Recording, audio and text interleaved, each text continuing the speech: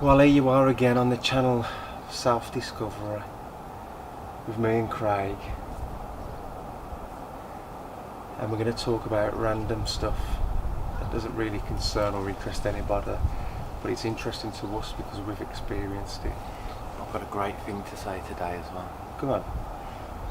Basically, in a shopping centre car park, guy's arguing with a guy in front in a car. He drives off really fast. As I go past, wind the window down, the guy says he's just hit a car and he tries to drive away from him. Luckily he took a picture of his licence plate, and I followed this guy who was in a van and he was driving crazy. He even tried to go around all the traffic and cut back in, and as he did, he come back where I was and almost hit me, which annoyed me and triggered emotion in me, because I knew he was in the emotion of anger. He's been caught, picture been taken, he's going to be angry. So as we both come to the same place to pull out on an island, a car came across really quick as well with a child in there, so that person was going on their own emotion, and we both tried to pull out at the same time, had to slam our brakes on, and it was like three crazy people had all been triggered off of some crazy emotion. Then that car slowed down, turned around and says, what the hell were we, us two, doing? So it made me think, is that person bad? Are we bad for doing that? Or literally, I felt I was on autopilot. Sometimes you do, don't you? However, I remember what you says, no such thing as bad people. Want to explain that? Well, yes, I'll have a go at explaining that. My motto in life: people do bad things, but people aren't bad. I thought it was people aren't bad, they just do bad things. Depends what you believe in, doesn't it? I suppose that's probably what you thought I said based on how you feel inside. But how I feel inside is people do bad things, but they're not bad deep down.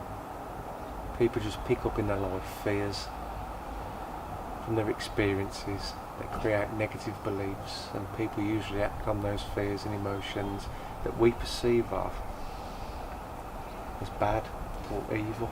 Some people might not understand this, Andrew. I think I understand it, but some people at home might not understand it. So this person... Is that because I'm very enlightened? Just want you to sort of explain it a little bit more, because I took a long time to grasp this when we first spoke about it. So... Is that because I'm enlightened? Enlightened? Don't know. I just Do you want to explain what enlightened is to you more simply so you understand that? I'll look at that later, but let's just get to the bad person thing Oh, first. then yeah, go on, Okay. crack on.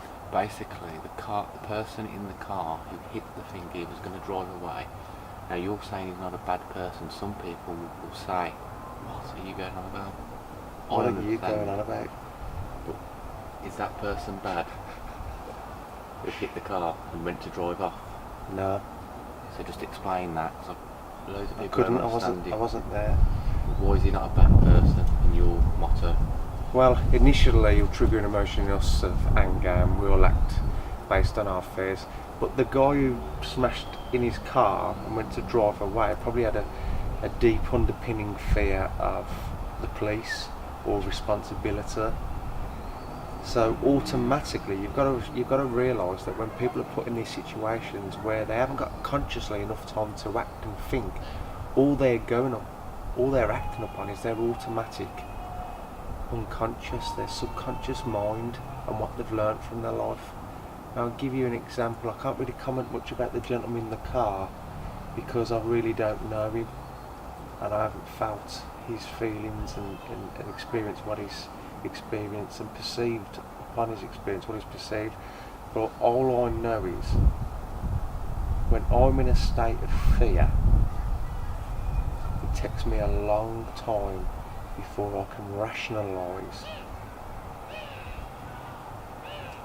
very well exactly what I should do. It's going to suit myself and the people around me. In that moment when I'm fearful, I will act in a way that's usually most like what type of environment the child within me grew up in. For instance, when I've had a drink, I can become quite automatically aggressive. Aggressive? Yeah, you heard me.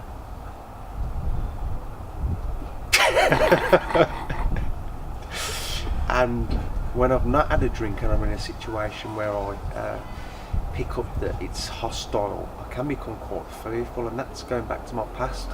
When I was a child, I grew up in quite a fearful household.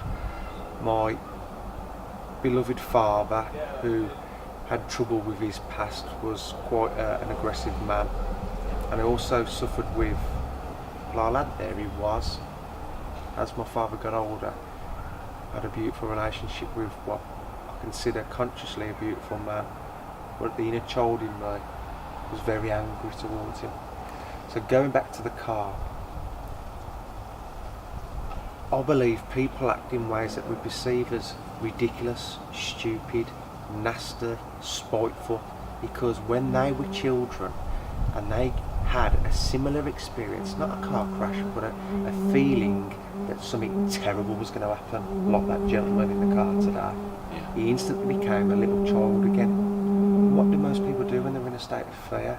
They will either run as fast as they can, they will either confront the very thing that's fearing them, or they will freeze. And obviously this gentleman tried to get away, right?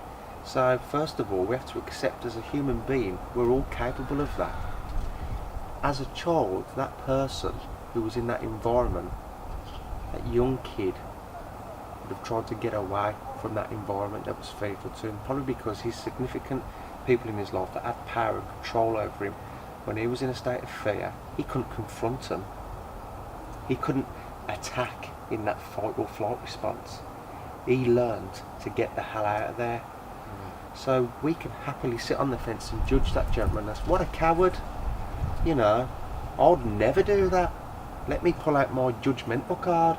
I would never do that. And the answer is, you probably never would do it, but you've got the privilege of growing up in an environment where instead of you being able to run away because that dominant figure in your life scared the living daylights out of you, you had more of a parent that you could approach and express your anger or your fear to, and you could end up growing out of that emotional state and rationalising things better. But this gentleman obviously was in a state where he was afraid, and the only thing he ever knew was to run from fear, and that's his unconscious. And maybe tonight he's sitting at home, he's thinking about it, he's thinking how he almost crashed after it because of his driving. And maybe he'll think, if I do that again, I'll leave a little note on the car. He might learn from it, he might not. Yeah. And he also might be lying at home now thinking, yeah, I handled that absolutely brilliantly. I got the hell out of there. The question I ask you is, do you still judge that gentleman? Because if you can find a space inside of your mind to realise that we all have the potential to have these emotions within us that aid us to act in certain ways that the world judges, then it will give you a little bit of more space within yourself, where initially, instead of you getting caught up in the emotion and anger of why has he done this, why has he done that, you can take a step back and go, you know, who knows what's made that gentleman try and flee that scene. Yeah, that's it. It doesn't mean that people can't get away with justice, of course. You know, get the law, get him in court, get him to face up to his responsibilities. You know what I mean? You can't have people like that trying to smash into people and get away. It's disgraceful behaviour. But if you allow yourself to just understand why people could act in that way, you could be sitting here right now, you could be going, people do bad things, but people aren't bad. Yeah. Does that lay enough for you? That's a lot better, and I hope you guys understand it. That was for your benefit. Thank you. Thank you. So, I've been bad in the past, driving offences, you know, nothing too serious. No, nothing that serious. I wouldn't say I'm a criminal. However, now I am at a stage where I see somebody do something that I don't agree with, and I do think more of it. I do think not really his fault. Don't really know his past. You know what I mean? And You've got to question your judgments. The most easiest thing we ever do as human beings is to judge somebody, and it's because we really don't understand them. If you truly begin to understand yourself, it helps you understand other people, and as soon as you can start understanding other people, we move into a space of mind where we're more forgiving, understanding, and we can get things done in an adult fashion rather than regressing into the emotional child within us all that never had no ability to rationalise anything. Well, I thought about this today actually. There's one person at work that I've always says negative comments about because of the way they work. They're lazier than me, not as professional as me, not in it for the right reasons. Lazier than you? Yeah. Than you? Yeah. And do you know what I thought? What I actually thought? I think yesterday. I thought this. Maybe she looks at me with just the same annoying way, as in, look how better he is, look how better professional he is. I wish I could work like that, and something just stops her. She thought she could have had a thought about you that look how professional you are, look how better you are than her at work. Wow. So basically, I'm looking at her with my own motivation for work and the way I am pretty professional at work. She wants it, she's got it somewhere, however for upbringing she can't bring it to the table. So she's probably thinking, all I want to do is be like Craig. I wish he would just give me a bit of his time to help me. You're feeling insecure at the minute, aren't you? I'm feeling pretty good actually. He's feeling insecure. Really not.